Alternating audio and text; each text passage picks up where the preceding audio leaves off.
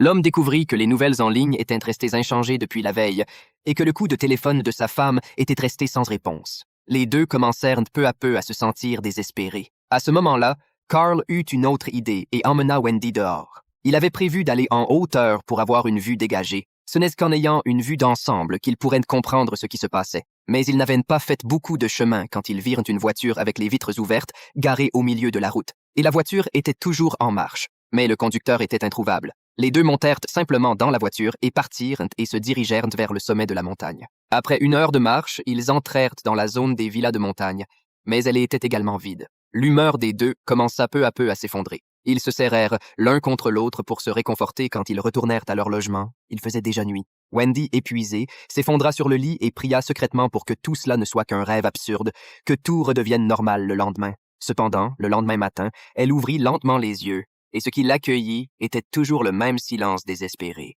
L'ordinateur était toujours vide. Il n'y avait pas de nouveaux messages.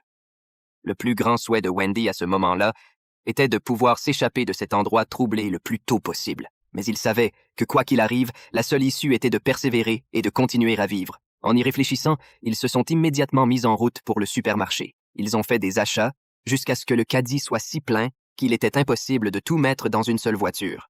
Puis Carl a trouvé une voiture plus grande, mais il a alors pensé à la capacité limitée du réfrigérateur à la maison. Ils se sont donc rendus directement dans le quartier des villas et ont choisi la plus grande maison. En regardant Carl se rouler par terre et rire dans sa maison de luxe gratuite, Wendy a progressivement accepté la situation.